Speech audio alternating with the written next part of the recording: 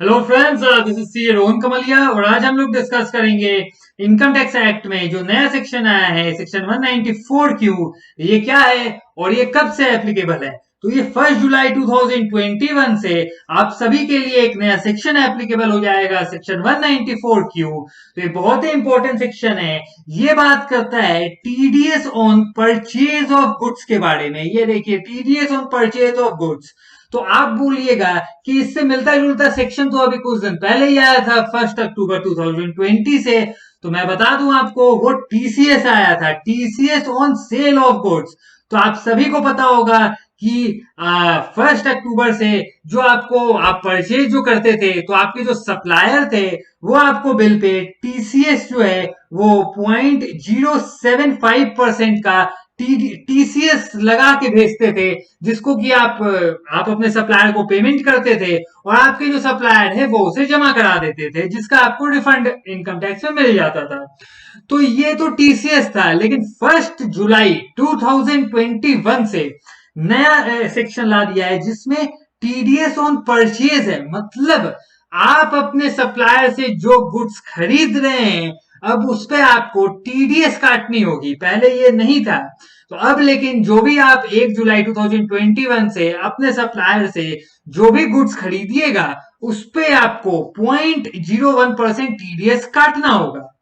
तो हम लोग अब एक एक करके चर्चा करेंगे कि कैसे पर्सन है जिनको टीडीएस काटना होगा, ये कब से एप्लीकेबल है, और इसके बारे में हम लोग डिटेल डिस्कशन करेंगे। तो ये स्टार्ट करते हैं। हाँ, तो ये पहला एप्लीकेबिलिटी ऑफ टीडीएस, जो ये सेक्शन है 194 क्यू, ये किस पे एप्लीकेबल है? मतलब कैस कौन से वो लोग हैं जिनको टीडीएस काटना होगा।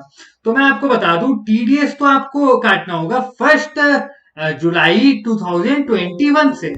लेकिन लेकिन इसके लिए कंडीशन क्या होनी चाहिए? तो आप देखिए, जो कंडीशन है ये क्या है, प्रीवियस ईयर यानी कि 2021, फाइनेंशियल ईयर 2021 में अगर आपकी टर्नओवर 10 करोड़ से ज्यादा है, अगर आपकी सेल्स 10 करोड़ से ज्यादा है, तो इस केस में आप पे सेक्शन 194 क्यू एप्लीकेबल हो जाती है। मतलब सबसे फर्स्ट कंडीशन ये देखना है कि 2021 में आपकी सेल 10 करोड़ से ज्यादा थी या 10 करोड़ से कम। जिन लोगों की भी सेल 10 करोड़ से कम थी फाइनेंशियल ईयर 2021 में, तो उनको वो इस दायरे से बाहर हो गए, उनके लिए कहीं कुछ चेंज नहीं आया है, वो लोग बिल्कुल रिलैक्स है। लेकिन जिनकी सेल फाइनेंशियल ईयर 2021 में 10 करोड़ से ज्यादा थी, उन लोग वो इस सेक्शन में एप्लीकेबल हो जाते हैं, वो इस सेक्शन में फॉल कर जाते हैं। तो अब वैसे लोग को सेकेंड कंडीशन क्या चेक करनी होगी कि वो किसी एक सिंगल पर्सन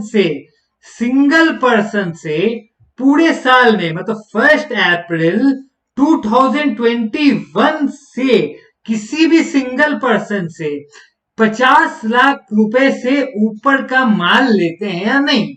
अगर 1 अप्रैल 2021 से आपने किसी एक पार्टिकुलर पर्सन से 50 लाख रुपए से ऊपर का माल लिया है, तो आप पे ये कंडीशन फॉल हो जाएगा। आपको टीडीएस काटना होगा। किस रेट से काटना होगा, किस अमाउंट पे काटना होगा, हम अभी डिस्कस करेंगे। लेकिन दो कंडीशन ध्यान में रखिएगा। फाइनेंशियल ईयर 2021 में अगर आपकी सेल या टर्नओवर जो भी 10 करोड़ 10 करोड़ से ऊपर थी, तो आपके सर पे एक हेडेक आने वाला है, एक टेंशन आने वाली है। आप एक सेक्शन पे, आप पे 194 क्यू एप्लीकेबल होने वाला है। और दूसरा कंडीशन, अगर आपने इस करंट ईयर में, हालांकि टीडीएस एप्लीकेबल है 1 जुलाई 2021 से, लेकिन हमें जो है, हमें परचेज चेक करनी है 1 अप्रैल 2021 से। हमने स्टार्टिंग से चेक करना है। अगर इस पीरियड के बाद से आपने 50 लाख रुपीज से ऊपर का माल खरीद लिया किसी भी एक पार्टिकुलर पर्सन से, तो आप इस पे आपका 194 क्यू लगेगा, आपको टीडीएस नंबर लेना होगा, आपको टीडीएस काटना होगा। अब किस रेट से काटना होगा वो देखिए। Rate and value of TDS, जो टीडीएस की रेट है वो 0.10% है। मतलब 0.10% की रेट पे आपको टीडीएस काटना होगा। जिन सेलर्स का पैन है, मतलब जिनका आपके पास पैन नंबर है तो आपको 0.10% पे काट लेना है। लेकिन जिन सेलर्स जो आपके सप्लायर है जिन्होंने आपको पैन नंबर नहीं दिया है, उस कंडीशन में आपको 5% से टीडीएस काटना होगा। सिंपल सी बात रही। अब दूसरी बात, किस वैल्यू पे टीडीएस काटना है। सपोज किसी एक पर्सन से हमने 80 लाख रुपए का गुड्स परचेज किया है 1 अप्रैल से लेके अभी तक, तो किस वैल्यू पे काटना होगा? क्या पूरा इस पूरे 80 लाख का 0.10% होगा कि सिर्फ 30 लाख का? तो मैं बता दूं, सिर्फ 30 लाख, ये जो 30 लाख है, मतलब वैल्यू एक्सीडिंग 50 लाख, 50 से जितना ऊपर ही आएगा। मतलब इस केस में अगर 80 लाख है तो आपको सिर्फ 30 लाख रुपए पे 0.10% टीडीएस काटना होगा। अच्छा, कब काटना होगा? मतलब बोलने का मतलब कि हमने उससे 80 लाख रुपीस का गुड्स हमने खरीद लिया, तो लेकिन हमने उसे पेमेंट अभी तक नहीं किया है, तो क्या इसे पेमेंट पे काटना होगा या at a time of credit काटनी होगी? मतलब जब हमने बुक्स में उसकी एंट्री ले ली, मतलब हमने जब इनवॉइस आ गया तो क्रेडिट जब हमने कर दिया, हमने क्रेडिट पे काटना है या जब हम उस सप्लायर को पेमेंट करेंगे तो हमें काटना है? तो मैं बता दूं, ये whichever is earlier, credit या payment whichever is earlier, हम पे उस महीने हमें उस पे टीडीएस काट देनी होगी, टीडीएस डिडक्ट कर लेनी होगी। अब एक सेकेंड मैं आपको बता दूं ये। हाँ जी, अब आ जाइए, किस केस में ये प्रोविजन अप्लाई नहीं करेगा। तो आप देखो, जिसपे भी कोई दूसरा टीडीएस की सेक्शन लगती है, जैसे 194C आप पे अगर लग रहा हो, 194C कॉन्ट्रैक्ट का है, तो हमने वो पूरी गुड्स वगैरह अगर एज एन किसी कॉन्ट्रैक्ट पे लिया है, वो कॉन्ट्रैक्ट के अंदर आता है 194C पे, उस पर 2% या 1% का जो भी टीडीएस पे जो रेट कट रहा है, तो इस पे दूसरी सेक्शन अप्लाई हो गई, तो हमारा सेक्शन 194Q इस पे नहीं लगेगा, अगर कोई पहले से कोई टीडीएस का सेक्शन लग रहा है तो। और दूसरी केस क्या है, ये सर्विसेज पे एप्लीकेबल नहीं है, ये सिर्फ गुड्स की बात करता है, सिर्फ गुड्स परचेज की बात करता है। अगर हम सर्विसेज किसी से लेते हैं और तो उस पे ये एप्लीकेबल नहीं है, सिर्फ गुड्स पे। अब बहुत ही एक इंपॉर्टेंट क्वेश्चन जीएसटी से रिलेटेड। अब टीडीएस और जीएसटी का क्या कनेक्शन है ये देखिए, तो आप लोग समझिए, अगर हम किसी से परचेज करते हैं, अगर हमने किसी से परचेज किया 100 रुपीज का गुड्स और इस पे 18% जीएसटी लग गई, तो 18 रुपीज जीएसटी हो गई, तो टोटल इनवॉइस वैल्यू जो हो गया वो 118 रुपीज हो गई, तो 118 हो गई। तो अब टीडीएस जो है, जो बायर है उसे जो टीडीएस डिडक्ट करनी होगी वो किस पे करनी होगी, 100 पे या 118 पे? तो ये 100 है, इसका हमें 100 पे 0.10% के हिसाब से टीडीएस डिडक्ट करनी होगी। हालांकि टीसीएस जो थी, टीडीएस में हम 118 पे करते थे, लेकिन टीडीएस में जो है वो इन्होंने 100 पे बात कही है, मतलब बिफोर जीएसटी। ठीक है, अब सेकंड क्वेश्चन क्या हो जाएगा?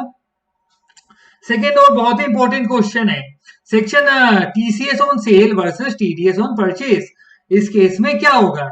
मतलब आप देखो, ये सप्लायर है, तो ये सप्लायर हो गया और ये हमारा बायर हो गया, ठीक है ना, ये सप्लायर और बायर है, दोनों ही की सेल जो है वो फाइनेंशियल ईयर 2021 में 10 करोड़ से अबव गई थी। तो दोनों ही पे अपने अपने अपने सेक्शन के हिसाब से टीसीएस और टीडीएस कलेक्ट और डिडक्ट करना एप्लीकेबल हो जाता है। और क्योंकि दोनों के बीच में जो ट्रांजेक्शन हुई है वो 50 लाख से अबव हुई है, अगर 50 लाख से ऊपर हुई है तो सप्लायर अपने केस में टीसीएस कलेक्ट करेगा और बायर अपने केस में टीडीएस डिडक्ट करेगा। इस केस में क्या होगा, तो मैं बता दूं, इस केस में दोनों में से दोनों नहीं लग सकता है, टीसीएस और टीडीएस एक ही ट्रांजेक्शन पे नहीं होगा, जो जब भी होगा कोई भी एक ही होगा, या तो सप्लायर टीसीएस कलेक्ट करेगा या तो बायर टीसीएस डिडक्ट करेगा, तो only one section will apply. अच्छा, अगर दोनों ही को अपना अपना प्रोविजन के हिसाब से टीसीएस कलेक्ट और टीडीएस डिडक्ट करना जरूरी हो जाए, तो इस केस में जो फर्स्ट प्रेफरेंस मिलेगा वो परचेजर को मिलेगा, मतलब हर उस केस में परचेजर जो है वो उसकी काम होगी उसे टीडीएस डिडक्ट करना होगा। इस केस में सप्लायर को टीसीएस कलेक्ट नहीं करना है, बल्कि बायर को टीडीएस डिडक्ट करना है। हाँ, तो अब आइए हम लोग इसे एक एग्जांपल के तौर पे समझते हैं। हाँ जी, तो इस केस में क्या होगा, हम लोगों ने 3 केस लिया है, केस 1, केस 2, केस 3। तो केस 1 में क्या है ना, बायर की टर्नओवर 6 करोड़ है और सेलर की टर्नओवर 12 करोड़ है, और दोनों के बीच में जो ट्रांजेक्शन हुआ है वो 80 लाख रुपीस का हुआ है। तो इस केस में जो है बायर को टीडीएस, बायर यहाँ इस केस में टीडीएस डिडक्ट नहीं कर सकता है, तो इस केस में सेलर जो है वो टीसीएस कलेक्ट करेगा। तो इस केस में seller requires to collect TCS. ठीक है, अब सेकंड केस में क्या होगा, बायर की टर्नओवर 12 करोड़ है और सेलर की टर्नओवर 6 करोड़ है। तो इस केस में सेलर तो ऐसे ही 10 करोड़ से नीचे है, तो टीसीएस कलेक्ट करेगा नहीं, टीसीएस सेलर को कलेक्ट करना नहीं होगा। तो इस केस में बायर जो है वो टीडीएस डिडक्ट करेगा। ये दो अपनी अपनी केस हो गई। अब केस 3 में क्या है, बायर की भी टर्नओवर 10 करोड़ से ऊपर है और सेलर की भी टर्नओवर 10 करोड़ से ऊपर है। तो इस केस में जो है फर्स्ट प्रेफरेंस जो है वो टीडीएस को मिलेगा, वो बायर को मिलेगा। तो इस केस में जो है वो बायर जो है वो टीडीएस डिडक्ट करेगा, buyers requires to deduct TDS. तो ये इस हिसाब से सिनेरियो है। तो आई होप आप लोग सभी के जो डाउट्स है या जो भी कंफ्यूजन है टीडीएस ऑन परचेज को लेके वो क्लियर हो गई हो। और अगर ये वीडियो अच्छा लगा हो तो चैनल को लाइक सब्सक्राइब और शेयर जरूर करें। Thank you.